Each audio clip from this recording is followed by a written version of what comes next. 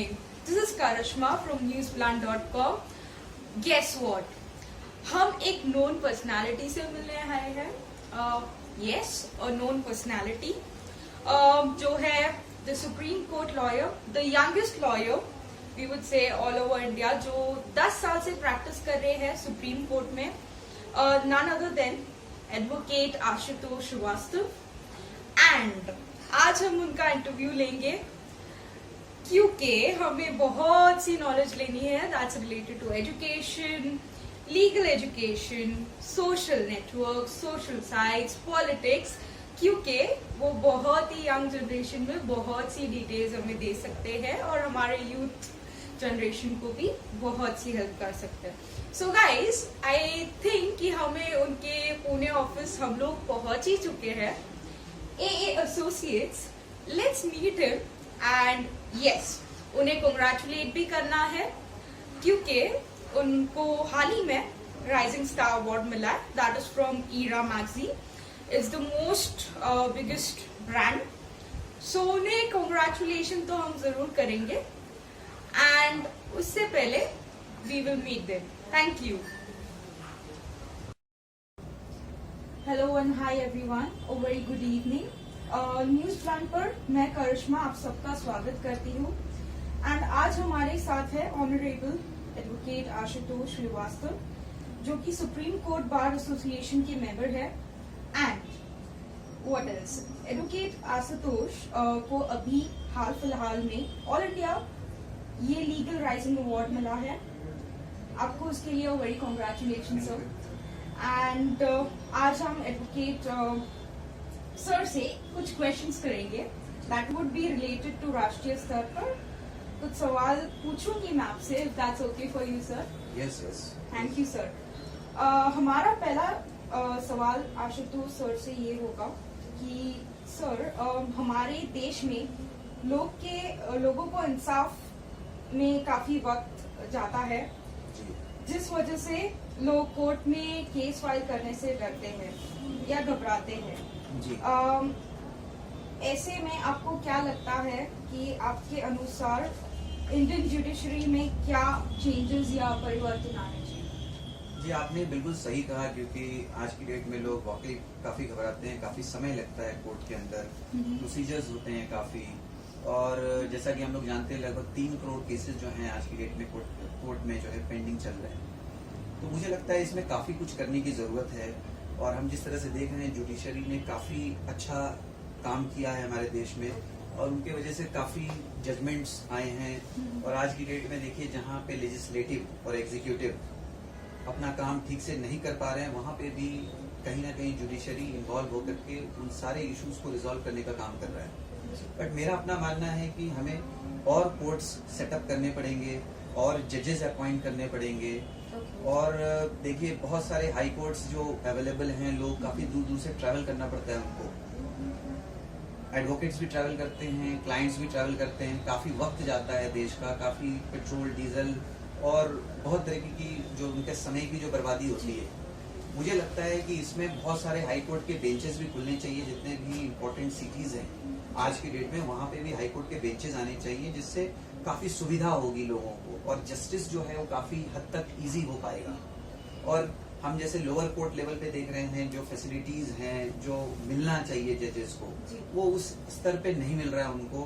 तो हमें जो यंग जनरेशन हैं, उनको जो लॉ पढ़ के आते हैं, उन्हें हमें इनकरेज करना चाहिए कि वो भी इसको एक जो है जुडिशरी को एज जज उसको एक बहुत अच्छा करियर समझ करके वो उसके अंदर आगे आए. तो इससे मुझे लगता है काफी फर्क पड़ेगा हमारे देश में और जुडिशरी काफी इम्प्रूव हो सकेगा और लोगों को जितना जल्दी हो सके उनको इंसाफ मिलेगा, जस्टिस मिलेगा. ऐसा मेरा मानना है. थैंक यू सर इस प्रश्न का जवाब देने के लिए. अगर हमारे देश के कानून व्यवस्था इतनी ही केपेबल या सक्षम है तो हम PIL फाइल करने की क्या जरूरत होती है? देखिए, PIL जो है, जो कि public interest litigation itself it says, वो पब्लिक के बेनिफिट के लिए है. तो बहुत बार ऐसा सिचुएशन होता है जहाँ पे लॉ में एम्बिग्विटी होती है या उस तरीके का लॉ एप्लीकेबल नहीं होता है या जैसे मैंने पहले कहा कि एग्जीक्यूटिव अगर उस चीज को तरीके से नहीं लेके चल रहे हैं एग्जिस्टिंग लॉज को, या उनको समझ नहीं आ रहा कि उसको कैसे लेके चलना है, या कुछ ऐसी घटनाएं हो जाती हैं जहां पे पब्लिक का इंटरेस्ट जो है वो वायलेट हो जाता है, जहां पे पब्लिक इंटरेस्ट से रिलेटेड सिचुएशन क्रिएट होता है किसी भी लीगल पॉइंट पे, तो वहां पे लोग PIL फाइल करते हैं और जो एप्रोप्रिएट कोर्ट है उसके लिए वहां पे वो फाइल किया जाता है, जो हमारे संविधान में जो उसका प्रोविजन है उस हिसाब से। और ऐसा नहीं है कि हर एक PIL एडमिट होता है, जिस PIL में कोर्ट को लगता है कि यस इसके अंदर मेरिट है, उन्हीं केसेस को कोर्ट एडमिट करती है या उसको आगे चलाती है, और उस हिसाब से जो लोग हैं उनको एक जस्टिस देने का काम कोर्ट करती है, जो कि हमारे सोसाइटी के लिए काफी अच्छा है। और PIL की वजह से आज की डेट में मैं कहूँगा कि काफी इम्प्रूवमेंट हुआ है। जी थैंक यू सर। एंड ये तीसरा सवाल मैं आपसे पूछूंगी, आपके अनुसार हम भी जानते हैं, आप भी जानते हो कि हमें लीगल एजुकेशन क्या स्कूल लेवल से ही शुरू कर देनी चाहिए? देखिए, मेरा बिल्कुल ऐसा मानना है कि ये जो लॉ की जो पढ़ाई है वो ऐसा नहीं है कि अगर कोई उसको एज प्रोफेशन अगर लेके चले तो ही जरूरी हो। जी। ये एक ऐसी पढ़ाई है जिसके अंदर हर एक को लॉ के बारे में नॉलेज होना बहुत जरूरी है।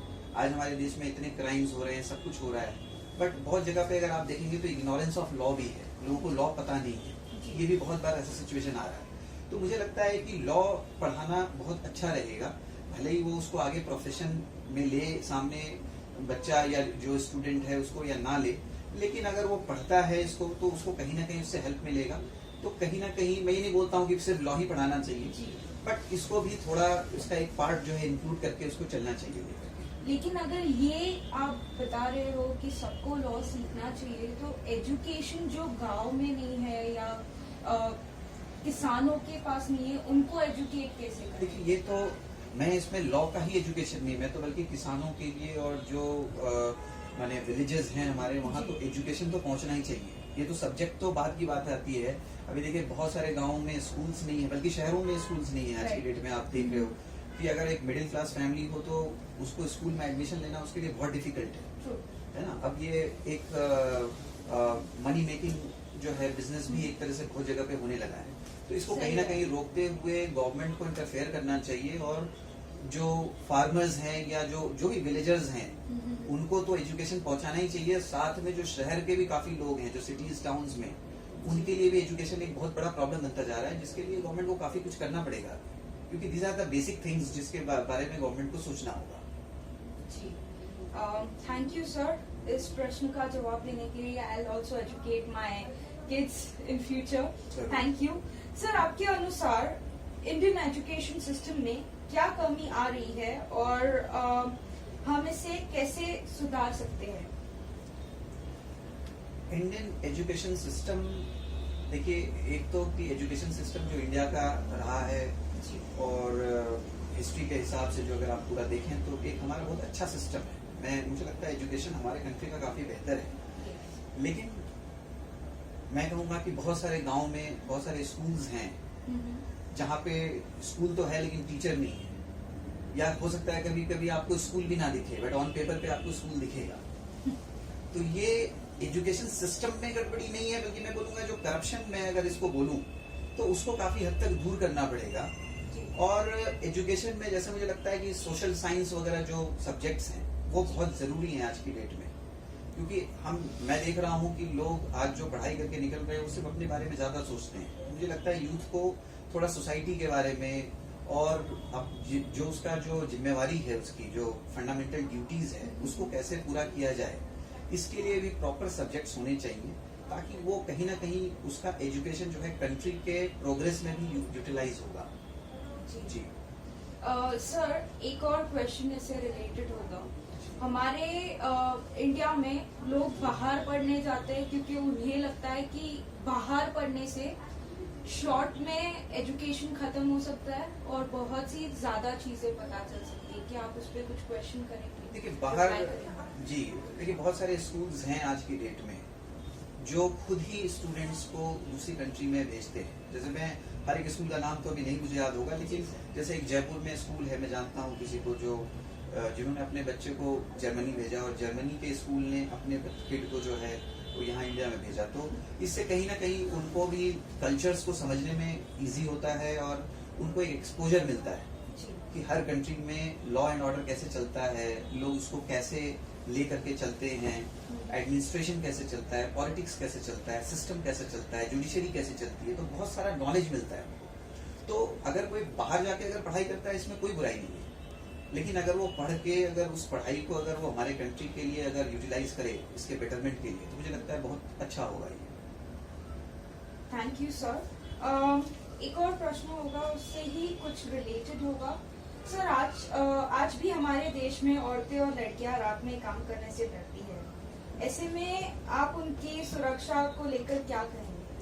देखिए, मुझे लगता है कि उनके सुरक्षा के लिए ये जो हम देख रहे हैं कि पुलिस अथॉरिटीज ये नंबर पे डायल करो, पुलिस आ जाएगी, ऐसा हो जाएगा, वो होगा, बहुत बार उनको रिलीफ मिलता भी है और कई बार नहीं भी मिलता है। मुझे लगता है कि ये जो सब चीजें हो रही हैं, इसके पीछे भी रीजनिंग अगर मैं बैकग्राउंड में जाऊं तो एजुकेशन ही है।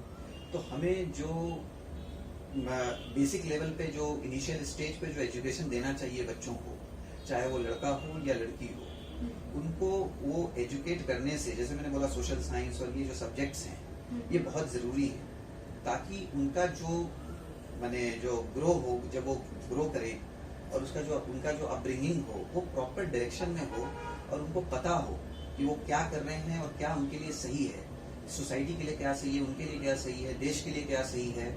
जी तो तभी जो है काफी इम्प्रूवमेंट होगा, क्योंकि हम सिर्फ लॉ को इन्फोर्स करके काम नहीं कर सकते, खुद में भी वो फीलिंग आना बहुत जरूरी है कि मैं जो कर रहा हूँ वो सही है या गलत है। और जैसे मैंने पहले कहा इग्नोरेंस ऑफ लॉ, तो इग्नोरेंस ऑफ लॉ नहीं रहना चाहिए। और अगर सही एजुकेशन होगा तो एक एजुकेटेड पर्सन का बिहेवियर जो है वो थोड़ा तो बेहतर होना चाहिए। मैं एजुकेटेड बोल रहा हूँ, एजुकेटेड का मतलब ये नहीं है कि कोई 2-4 डिग्रीज ले ली तो आई एम वेल एजुकेटेड। कहावत है कि अगर इंसान सब कुछ भूल जाता है तो सिर्फ एजुकेशन याद रहता है, जो भी वो क्लासेस में पढ़ के अब तक आया होगा सब भूल जाएगा, but education will continue with him. So education should be there and it can only happen not only by reading or understanding particular subjects, but even the social values of it. Humanism? Yes, everything. It comes with everything, right? If you know social science, then you know as to what you have to do and what you don't have to do. That's right. Well, thank you so much, sir. आपके इतने सारे प्रश्नों के उत्तर मैं जरूर याद रखूंगी। इसके अलावा सर, आज हमारे कानून व्यवस्था में जितनी भी कमियां हैं, लूपहोल्स, ये है वो इसलिए है क्योंकि कहीं ना कहीं हमारे लॉ मेकिंग बॉडी उतनी केपेबल नहीं होती है, और उनके केपेबल न होने के कारण HLAS की एजुकेशन है। तो इस बारे में आप क्या सोचते हैं? जी, मुझे लगता है कि बिल्कुल आपने सही कहा। मुझे लगता है कि एजुकेशन एक बहुत इम्पोर्टेंट फैक्टर है, जो मैंने पहले भी कहा, और इसको पॉलिटिक्स में है ना आना बहुत ज़रूरी है इसका। और जो लेजिस्लेटिव असेंबली जो इसको लॉ बनाती है, चाहे वो सेंट्रल लेवल पे हो या स्टेट लेवल पे हो, MPs हो या MLAs हो, तो वो जो उसको रूल्स लॉज अगर बनाते हैं तो उन्हें ये चीज़ का जानकारी या उसका एप्लीकेबिलिटी ये उनको समझना बहुत ज़रूरी है। और मुझे लगता है कि पॉलिटिक्स में भी एजुकेशन बहुत इम्पोर्टेंट है। अगर हमारे लॉ मेकिंग बॉडीज जो हमारे लिए लॉ बना रहे हैं, अगर पढ़े लिखे ना हो या एजुकेशन में कहीं प्रॉब्लम हो, तो फिर वो लॉ पता नहीं कितना सक्षम बना पाएंगे। मुझे भी डाउट लगता है इस बारे में। तो मुझे लगता है कि एजुकेशन से किसी का नुकसान होने का तो कोई संभावना नहीं है। तो अगर पॉलिटिक्स में भी अगर जो पॉलिटिशियंस हमारे जो आज की डेट में आ रहे हैं, उनको भी एजुकेशन को काफी इम्पोर्टेंस देना चाहिए, खुद के लिए भी और ऑब्वियसली सोसाइटी के लिए भी। तो ही सही लॉज बन पाएंगे जिसको एक एग्जीक्यूटिव तरीके से एग्जीक्यूट कर पाएगा और जुडिशरी उसको प्रॉपरली इंटरप्रीट कर पाएगा। वेल, अगर आप एजुकेशन के बारे में बोल रहे हो कि उनका क्या, जिनके पास एजुकेशन है लेकिन नॉलेज नहीं है, देखिए कि उस एजुकेशन को किस तरीके से यूज किया जाए? देखिए ऐसा है कि एजुकेशन हो और नॉलेज ना हो, ये तो बहुत डिफिकल्ट सिचुएशन होगा। क्योंकि अगर एजुकेशन है तो कहीं ना कहीं हो सकता है फील्ड अलग हो, किसी को इंजीनियरिंग का नॉलेज होगा, किसी को लीगल का नॉलेज होगा, किसी को मेडिकल का नॉलेज होगा। तो मैं ये नहीं कहता कि एजुकेशन से सारे नॉलेज मिल जाएंगे किसी को, ये पॉसिबल नहीं है। लेकिन जिस भी फील्ड में, अगर पॉलिटिक्स की बात करूं, तो अगर हम पॉलिटिकल साइंस जो इम्पोर्टेंट सब्जेक्ट है, जो बहुत जगह पे पढ़ाया भी जाता है, मुझे लगता है कि अगर हम इसके लिए स्पेशलाइज्ड अगर हम कोई पढ़ाई कराएं पॉलिटिक्स के लिए, आज की डेट में देखिए आपकी पेरेंट्स अपने बच्चे से क्या चाहते हैं कि भाई इंजीनियर बन जाओ, डॉक्टर बन जाओ, कहीं अच्छी जगह नौकरी कर लो, फॉरेन चले जाओ, आईटी में चले जाओ। बट कोई भी पेरेंट्स जो है अपने बच्चे से ये नहीं कहता कि तुम्हें पॉलिटिक्स में आना है, तुम्हें देश के लिए कुछ करना है, तुम्हें मिनिस्टर बनना है, तुम्हें एमएलए बनना है, तुम्हें एमपी बनना है, ऐसा कोई नहीं बोलता। तो ये जो सिनारियो है इसे हमें चेंज करना पड़ेगा, तो ही हम इसमें बेटरमेंट ला सकते हैं। पॉलिटिक्स में सिर्फ बोलने से नहीं होगा, इसे हमें करना होगा। तो मुझे लगता है कि जो पेरेंट्स हैं आज की डेट में, उनको मोटिवेट करना चाहिए, और गवर्नमेंट को भी पॉलिटिक्स के लिए स्पेशलाइज्ड अगर वो कर सके कुछ एजुकेशन को, तो उसमें कोई बुराई नहीं है, उसको करना चाहिए। उससे और हमारे जो लीडर्स जो चुन के आएंगे वो और बेहतर आएंगे, तो जो हमारे अल्टीमेटली हमारे लिए, हमारी सोसाइटी के लिए वो बेहतर होगा।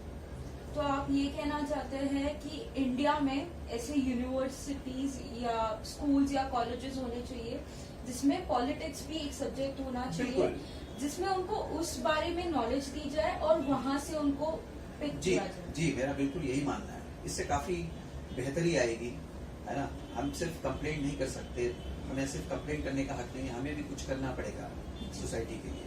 और अगर अच्छे घरों से अगर बच्चे जो पढ़ लिख के अगर वो पॉलिटिक्स में आते हैं, तो काफी कुछ चेंज हो सकता है सिचुएशन। सर, इसके अलावा आपको नहीं लगता कि हमारे देश में जो HLAS है, उनके कुछ सर्टेन एजुकेशन क्वालिफिकेशन होने चाहिए जो कि हर HLAS पर बाइंडिंग होनी चाहिए? ये मुझे लगता है कि पॉलिटिक्स में अगर ये हो तो बुरा नहीं है। मुझे लगता है कि जो ग्राम पंचायत के भी अगर इलेक्शंस होते हैं, उसमें भी अगर एजुकेशन सिस्टम लाया जाए तो कोई बुरा नहीं है। अभी देखिए रिसेंटली पंजाब एंड हरियाणा, मुझे स्टेट एग्जैक्टली ध्यान में नहीं है, लेकिन वहां पे उन्होंने कुछ एजुकेशन रखा था कि अगर इतना एजुकेशन होगा तो ही आप ये इलेक्शन को कॉन्टेस्ट कर सकते हैं। और ये मैटर सुप्रीम कोर्ट में भी गया। जहां तक मेरा नॉलेज है, सुप्रीम कोर्ट ने भी इसको खारिज कर दिया और कहा कि ये डिसीजन जो लिया गया है कि एजुकेशन होना चाहिए, इसमें कोई खराबी नहीं है, कोई बुराई नहीं है। तो मुझे लगता है कि MLAs, MPs या जो भी हो, अगर उनके लिए एजुकेशन को अगर मैंडेट अगर उसको रखा जाए, मैंडेटरी बनाया जाए, तो इससे देश का भलाई होगा। इससे मुझे तो नहीं लगता कि देश का कोई नुकसान होना चाहिए। तो मुझे लगता है इसमें कोई बुराई नहीं है ऐसा करने से, क्योंकि देखिए आप अगर जो है एज मिनिस्टर अपने ड्राइवर को अगर आप अपॉइंट करते हो, तो उसके लिए भी आप एक क्वालिफिकेशन लिख के देते हो कि 10th पास होना चाहिए या 12th पास होना चाहिए। बट अगर आप पूरी कंट्री को अगर आप रन करने जा रहे हैं, तो उसमें एजुकेशनल क्वालिफिकेशन की जरूरत ना ही हो, ऐसा मुझे नहीं लगता कि ये सही होगा हमारे देश के लिए। मेरा अपना पर्सनल ओपिनियन है। तो सर, क्या आप ये कहना चाहेंगे कि एजुकेशन है तो ही इंसान इंडिया को चला सकता है? देखिए, चल तो आज भी रहा है और काफी सालों से चल रहा है। जी सर। लेकिन उसको चलाने में थोड़ा तो फर्क आएगा, मेरा अपना ऐसा मानना है। अगर हमें किसी काम को करने का अगर हमें एक्सपीरियंस और नॉलेज अगर मिले और उसकी टेक्निकलिटीज को अगर हम समझ लें। Okay, welcome back. This is Krishna again for newsplan.com. Okay, sir, thank you so much हमारे साथ बने रहने के लिए। सर, ये क्वेश्चन मैं आपको जरूर पूछना चाहूंगी। आपको नहीं लगता हमारे देश में जो पॉलिटिशियन लेवल पे या जो गवर्नमेंट के लिए काम करते हैं, उनको हम जब हायर करते हैं, उनका कोई सर्टेन एजुकेशन क्वालिफिकेशन होना चाहिए? जैसे कि कोई IPS ऑफिसर है, उनको जरूर डिग्री लेनी चाहिए, उनको उतनी पढ़ाई करनी पड़ती है। तो आपको नहीं लगता कोई मिनिस्टर लेवल या कोई ऊंचे लेवल के लिए कोई सर्टेन क्वालिफिकेशन होना चाहिए? देखिए, मुझे लगता है जो आपका क्वेश्चन ये है कि पॉलिटिक्स में एजुकेशन होना चाहिए नहीं होना चाहिए। जो हमारे जो रिप्रेजेंटेटिव्स हैं लोगों के, वो जो चुन के आते हैं, जिनको जनता चुनती है, हम लोग जो चुनते हैं, जिनको हम हमारे देश के बेहतरी के लिए जिनको हम कैबिनेट में बिठाते हैं, तो क्या उनकी एजुकेशनल क्वालिफिकेशन होनी चाहिए या नहीं होनी चाहिए? देखिए, जो हमारा कॉन्स्टिट्यूशन है, जो हमारा कॉन्स्टिट्यूशन ऑफ इंडिया, जो हमारा संविधान है, हालांकि इसमें ऐसा प्रोविजन नहीं है कि उनका एजुकेशनल क्वालिफिकेशन होना चाहिए, लेकिन मेरा पर्सनल व्यू ये है कि अगर एजुकेशन हो तो उससे किसी का नुकसान नहीं है, वो हमेशा फायदा ही होगा। जी। तो अगर उनके लिए एजुकेशन अगर बनाया भी जाए और उनको टेक्निकल क्वालिफिकेशन, जैसे मैंने पहले बोला, पॉलिटिकल नॉलेज और ये इस तरह का स्पेशलाइज्ड अगर कोर्स हो और वैसा लोग करें और वो जो है जनता द्वारा चुन के आए तो और बेहतर होगा। जी। मेरा ऐसा अपना मानना है। अभी पंजाब या हरियाणा कहीं पर जो है लोअर लेवल पे इलेक्शन था जिसमें कुछ एजुकेशनल क्वालिफिकेशन को जो है कंपलसरी बनाया गया, जी। जिसके लिए लोग कोर्ट में भी गए, सुप्रीम कोर्ट में ये मैटर गया जहाँ तक मेरा मानना है, और सुप्रीम कोर्ट ने भी इसको डिसमिस कर दिया कि अगर ऐसा कोई अगर रूल बनता भी है तो there is no harm in it. ये तो वैसे भी देखिए सोसाइटी के फायदे के लिए है। जी। अब जैसे मिनिस्टर्स हों, अगर वो अपना ड्राइवर या अपना कोई भी स्टाफ को भी अगर वो छोटे लेवल पे अगर अपॉइंट करते हैं तो उसके लिए वो कहीं ना कहीं एजुकेशनल क्वालिफिकेशन वो खुद मांगते हैं। जी। तो अगर वो खुद उनको वो चाहिए और ये इस तरह से अपॉइंटमेंट होता है, तो जब ये पूरा देश चला रहे हैं, अगर एक गाड़ी चलाने वाले को अगर क्वालिफिकेशन की जरूरत होनी चाहिए, जी। तो मुझे लगता है अगर पूरा देश को चलाना हो तो अगर उसमें एजुकेशन हो तो और बेहतर होगा और हमारे देश के लिए बहुत अच्छा होगा। तो एजुकेशन को हमें काफी हद तक डेवलप करना चाहिए, क्योंकि ये रूट कॉज है हमारे अच्छे या बुरे सिचुएशन के लिए, ये बहुत इम्पोर्टेंट रोल प्ले करता है। तो मेरा अपना मानना है कि एजुकेशन होने से कोई हार्म नहीं है, और अगर ये होता है तो हमारे लिए बहुत अच्छा है। जी सर। सर, आपको नहीं लगता कि हमारे देश में जो एमएलए या पॉलिटिशियन लेवल पे जो हायर होते हैं उनको कुछ सर्टेन एजुकेशन क्वालिफिकेशन या कोई बाइंडिंग होना चाहिए उन पर?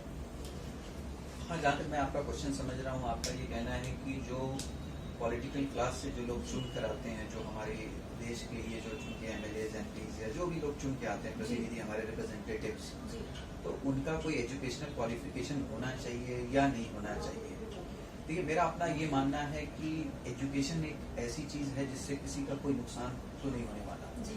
अगर हम एजुकेशन को अगर हम लाते हैं पॉलिटिक्स में और हमारे रिप्रेजेंटेटिव्स अगर वेल एजुकेटेड वे में अगर आते हैं पॉलिटिक्स में, तो कहीं ना कहीं उसका हमें फायदा ही मिलेगा, उसका नुकसान तो मुझे नहीं लगता कि कुछ मिलेगा। जी।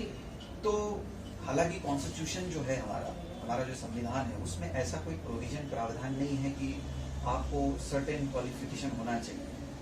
लेकिन देखिए, जब यही पॉलिटिशियंस जब कैबिनेट में मिनिस्टर बनते हैं और जब ये अपॉइंटमेंट करते हैं लोगों का, यहाँ तक कि अपने ड्राइवर का, अपने स्टाफ का, तो उसमें ये लोग खुद एजुकेशन क्वालिफिकेशन मांगते हैं कि 10th पास होना चाहिए, 12th पास होना चाहिए, एट द लोअर लेवल। तो मुझे लगता है कि अगर एक गाड़ी चलाने वाला का एजुकेशन क्वालिफिकेशन होना चाहिए, तो मेरा अपना मानना है कि देश चलाने वाले के लिए भी कुछ ना कुछ एजुकेशन क्वालिफिकेशन अगर हो तो ये और बेहतर होगा हमारे देश के लिए। तो इसमें जो नेसेसरी अमेंडमेंट है वो देखना चाहिए सरकार को, और इसके प्रति भी जो है इम्पोर्टेंट जो एस्पेक्ट्स हो सकते हैं उसमें वो अमेंड करना चाहिए। क्योंकि देखिए, आज की डेट में तभी जो है पेरेंट्स भी आज की डेट में, जैसे मैंने कहा कि वो बच्चों को चाहते हैं डॉक्टर बने, इंजीनियर बने, है ना, यहाँ जाए, वहाँ नौकरी करे, विदेशों में जाए, लेकिन कोई ये नहीं चाहता कि पॉलिटिक्स में आए, इसलिए कि इसमें उनको करियर नहीं दिखता, इसमें उनको वो स्टैंडर्ड नहीं दिखता। उनको लगता है कि इसके अंदर जो है बहुत सारे प्रॉब्लम्स हैं। लेकिन अगर हर एजुकेटेड फैमिली, अच्छी फैमिली अगर यही सोचेगी तो इसको फिर ठीक कौन करेगा? तो मुझे लगता है कि अगर एजुकेशनल क्वालिफिकेशन को अगर इसमें लाया जाए, इस कैटेगरी में, तो और भी अच्छे लोग मोटिवेट होंगे, आएंगे, और एजुकेशन रहेगा तो ऑब्वियसली कंट्री के लिए वो बहुत अच्छा रहेगा। वो और अच्छे तरीके से हमें रिप्रेजेंट करेंगे, हम जनता को, हमारे जो भी लोग हैं देश के, उनको और बेहतर तरीके से रिप्रेजेंट कर सकेंगे। उनको सारी चीज़ों का मालूमात, नॉलेज हर तरीके से बेहतर होगा। तो सर, आपके हिसाब से अगर हमारे देश को कोई हायर पॉलिटिशियन लेवल पे किसी को हायर करना चाहिए, उसके लिए आपके हिसाब से कितना एटलीस्ट एजुकेशन होना चाहिए? अब देखिए, ये तो मैं तो यही कहूँगा कि इसमें अगर स्पेशलाइज्ड अगर कोई इंस्टीट्यूट हो हमारे देश में जो पॉलिटिक्स को और अच्छे से समझाए, बताए इन अ पॉजिटिव मैनर। पॉलिटिक्स का मतलब ये नहीं कि वो दाव पेच करना, मैं वो पॉलिटिक्स की बात नहीं कर रहा हूँ, बट पॉलिटिक्स का मतलब कि अगर वो इस फील्ड में आते हैं तो वो और कितना बेहतरी से काम कर सकते हैं लोगों के लिए, लोगों की समस्या को समझ सकते हैं और इकोनॉमी को समझ सकते हैं कि मैं कौन सा डिसीजन लेने से क्या फायदा होगा देश के लिए और क्या नुकसान होगा। ये अगर उनको सारा नॉलेज हो तो काफी बेहतर हो सकता है। आज हम देख रहे हैं बहुत सारी कंट्रीज में वेल एजुकेटेड लोग जो है अच्छे अच्छे पोजीशंस में हैं, कैबिनेट होल्ड कर रहे हैं। वहाँ की जो सिचुएशन है, वहाँ का एजुकेशन है या फिर वहाँ का मेडिकल सिचुएशन या इंफ्रास्ट्रक्चर या जो कुछ भी कह लीजिए, वो काफी बेहतर है।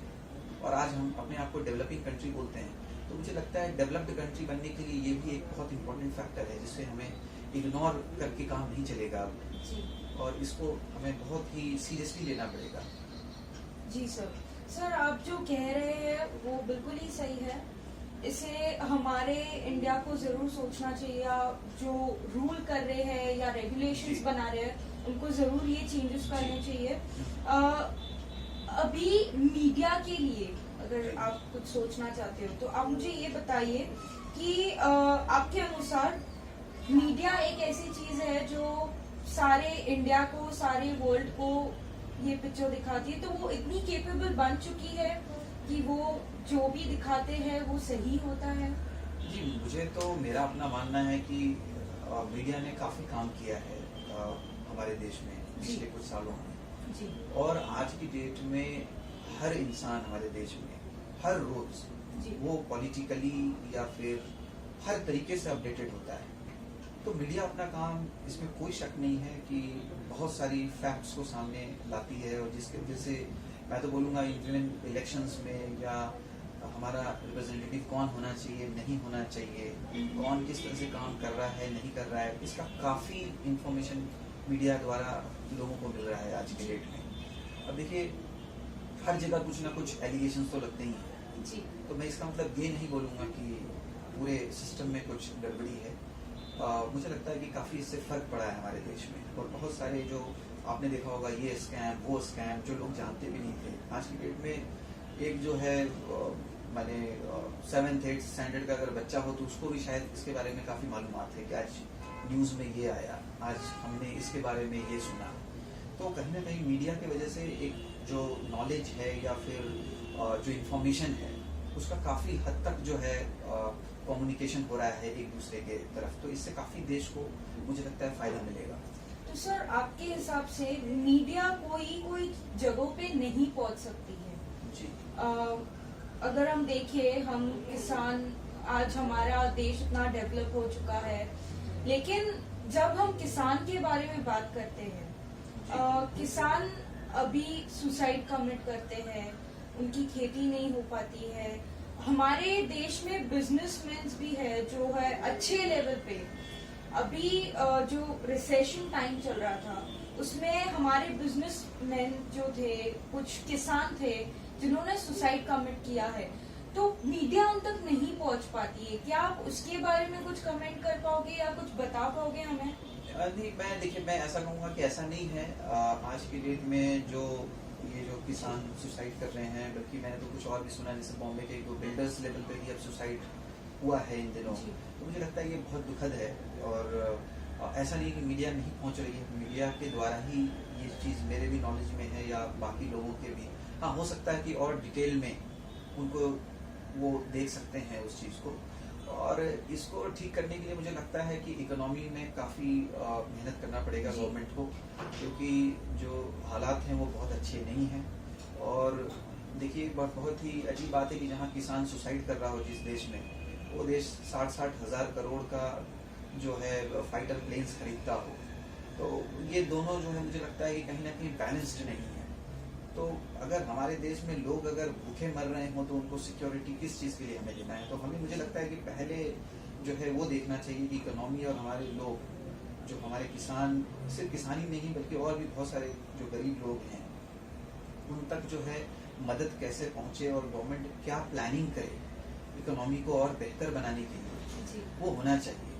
और बहुत सारे लोग हैं, उनको परमिशन, सब जैसे बिल्डर का मैंने सुना, तो परमिशन नहीं मिलता उनको काम शुरू करने के लिए, काफ़ी वक्त लग जाता है। और इस बीच में जो उन्होंने पैसा लगाया हुआ होता है अपनी ज़मीन को खरीदने में या इन्वेस्टमेंट करने में, वो काफ़ी इन्वेस्टमेंट का इंटरेस्ट जो है बढ़ता चला जाता है। और कहीं ना कहीं ऐसा दौर आ जाता है, सिचुएशन आ जाता है जब उनको लगता है कि अब हम इसको अफोर्ड नहीं कर सकते। तो ऐसा नहीं है कि सिर्फ गरीब लोग ही, बल्कि जो अच्छे तबके के लोग हैं उनकी भी हालात अब काफ़ी जो है, मैंने जैसा देखा कि अच्छी नहीं है। तो इसमें हमें लगता है कि इकोनॉमी के लिए हमें इमीडिएटली जो है इसके अंदर ध्यान देना चाहिए। और मुझे लगता है टैक्सेशन भी बहुत इंपॉर्टेंट रोल प्ले करता है इसके अंदर, और हमें टैक्सेशन को भी काफ़ी सिंप्लीफाई करना होगा, और जो परमिशंस हैं इसको हमें सिंप्लीफाई करना होगा। हमें हर बिजनेस को बढ़ाना होगा, क्योंकि देखिए एक बिजनेस मैन अगर सुसाइड कर रहा है तो उसके पीछे इतने सारे हजारों वर्कर्स काम करते हैं उसके लिए, तो उसका क्या होगा, उनकी फैमिली का क्या होगा जी। तो अल्टीमेटली जो एक रोटेशन है, जो एक चेन है, वो कहीं ना कहीं टूट जाता है। तो हम ऐसा नहीं कह सकते कि कोई अमीर और गरीब वाली बात नहीं है। अगर एक कोई कंपनी या फैक्ट्री या फिर कोई भी एक बिजनेस अगर चलता है तो सिर्फ वो बिजनेसमैन के लिए नहीं चलता है, वो उससे जुड़े हुए लाखों हजारों फैमिलीज के लिए चलता है। और उसी तरह से किसानों के लिए भी मुझे लगता है कि हमारे यहाँ, हमारा जो देश है, वहाँ इतने नदियाँ हैं, इतना कुछ है। आपने देखा होगा कि बारिश के समय बहुत जगह बाढ़ आ जाती है जी, और हमें उसके लिए भी सामान पहुंचाना पड़ता है, सब कुछ करना पड़ता है। तो ये हमारा है कि हमारा दायित्व बनता है कि जब ऐसा सिचुएशन में जब फ्लड आता है तो हम इस पानी को हम किस तरह से सिंचाई के लिए, इरिगेशन के लिए हम किस तरह से इसको यूटिलाइज करें उसी समय। अगर हमारा लैक ऑफ प्लानिंग रहेगा है ना, तो बहुत मुश्किल है। क्योंकि ऐसा तो नहीं कि बारिश नहीं हो रही है, बारिश तो कहीं बहुत ज्यादा भी हो रही है, लेकिन हम डिस्ट्रीब्यूट नहीं कर पा रहे उसको तरीके से। तो ये डिस्ट्रीब्यूशन सिस्टम को ठीक करना होगा हर एक तरीके से। जैसे मैंने आपको पहले कहा, education is very very important again. अगर हमारे जो चुन के आए हुए रिप्रेजेंटेटिव्स इस चीज को अच्छे से समझ पाएंगे कि हमारे पास रिसोर्सेज ऑलरेडी अवेलेबल हैं, उस रिसोर्सेज को हम सही वक्त पे किस तरह से यूटिलाइज कर सकते हैं, तो काफी बेहतर हो सकता है। हम काफी कैनाल्स बना सकते हैं जो नदियों से जोड़ सकते हैं, तो इससे फ्लड भी रुकेगा। क्योंकि जो पानी है वो अपने सही डिस्ट्रीब्यूशन पे वो जाएगा जहाँ उसकी रिक्वायरमेंट है, तो उससे फ्लड भी कम होगा और साथ में जो है सालों भर हमें पानी की हमें कोई दिक्कत नहीं होगी। काफी कुछ किया जा सकता है जी। तो सर आप जो कह रहे हैं अलग अलग तरीके हैं, हर एक चीज के लिए एक एजुकेशन जरूरी होता है जी। अगर आप कोई भी टेक्निकल काम करने जा रहे हैं, अगर उसके बारे में अगर आपको मालूमात ना हो या एक्सपीरियंस ना हो, तो उसका सक्सेस रेट मेरे हिसाब से उतना फ्रूटफुल नहीं होगा जितना होना चाहिए जी। तो सर आप किसानों के लिए क्या सोचते हैं, गवर्नमेंट को किसानों के लिए क्या करना चाहिए जब वो ऐसे सुसाइड कमिट्स करते हैं, उनकी फैमिली का क्या होगा या उससे रिलेटेड? जैसे मैंने अभी आपको एक्सप्लेन किया, जो किसान जो सुसाइड कर रहे हैं उसका मैक्सिमम कारण अगर आप देखें तो ज्यादा करके यही है कि बारिश नहीं हो रही और जो है उन्होंने जो फसल लगाया वो खराब हो गया, या उन्होंने लोन लिया, तो लोन भी वो तभी रिपे कर सकता है जब उसकी फसल अच्छी से हो जी। और फसल के लिए जो सबसे इम्पोर्टेंट फैक्टर है इरिगेशन, सिंचाई, पानी, उसकी कमी वो लोग हमेशा महसूस कर रहे हैं। तो मैंने यही कहा कि ऐसा नहीं हमारे देश में बारिश नहीं होती है, बारिश तो बहुत होती है, जो बाढ़ आती है बहुत जगह, तो हमें बहुत सारी प्लानिंग करने की जरूरत है। तो इसको हम किस तरह से यूटिलाइज कर सकते हैं किसानों के लिए। सिर्फ देखिए, सिर्फ योजनाएं बनाने से नहीं होगा कि हमने ये योजना बना दी बस काम खत्म हो गया, हमने इतना फंड्स एलोकेट कर दिया काम खत्म हो गया। फंड्स एलोकेट करने से नहीं होगा, इसको तरीके से प्लान्ड वे में कि हम जो है एग्रीकल्चर को कितना ज्यादा हम साइंटिफिक बना सकते हैं, जैसे बाहर के देशों में होता है। तो इससे काफी जो यील्ड है जो क्रॉप्स का, वो काफी बेहतर होगा किसानों के लिए, और हमें अपना एक्सपोर्ट्स वगैरह को भी बढ़ाना चाहिए। तो उससे भी इकोनॉमी में काफी फर्क आएगा और किसानों के लिए वो बहुत फायदेमंद हो सकता है। जी, थैंक यू सर। ये सारे क्वेश्चंस हमारे देश से रिलेटेड थे, जिसमें हमें बहुत सी नॉलेज मिली है। किसानों के लिए क्या करना चाहिए, गवर्नमेंट के लिए क्या करना चाहिए, क्या चेंजेस होने चाहिए। आई होप आपका ये मैसेज जरूर हमारे दर्शकों तक, हमारी पब्लिक तक पहुंचे, ताकि चेंजेस आए, ताकि पब्लिक को या लोगों को ये समझ आए कि उन्हें भी अपना फ्यूचर पॉलिटिक्स में देखना चाहिए। अगर वो हमेशा यही सोचेंगे कि पॉलिटिक्स की तरफ की जाती है, तो वैसा कुछ नहीं होता है सर। जैसे कि आपने बताया कि अगर आप नॉलेज पॉलिटिक्स में दोगे तो चीजें चेंज होंगी, एजुकेशन होगा तब लोग चेंज होंगे और लोग बदलेंगे। So sir thank you so much आज आपके इंटरव्यू के लिए आपने बहुत सी नॉलेज दी है. जरूर हमारी पब्लिक उस पर रिएक्ट करेगी. Thank you sir. आपकी इंस्पिरेशनल थॉट एंड एवरीथिंग हमारे यूथ के लिए बहुत ही ज्यादा इंफॉर्मेशन हमने आज कलेक्ट की है. Thank you so much sir. मुझे ऐसा लगता है कि आज आपने जो इंटरव्यू दिया है ये बहुत से चेंजेस लाएगा हमारे न्यू जनरेशन में, पॉलिटिक्स में, एंड जो यूथ जनरेशन है उनको ये पता चलेगा कि हमें एक दूसरा पॉइंट ऑफ व्यू होना चाहिए पॉलिटिक्स के लिए.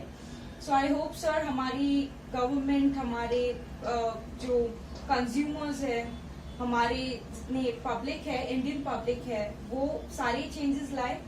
और आज आप हमारे चैनल पर आए उसके लिए शुक्रिया सर. newsplan.com पे एंड और डिटेल्स या और इंटरव्यूज के बारे में जानकारी के लिए newsplan.com पे आप जा सकते हो. और YouTube पे भी हमारे चैनल्स है. So just go ahead and subscribe. Thank you.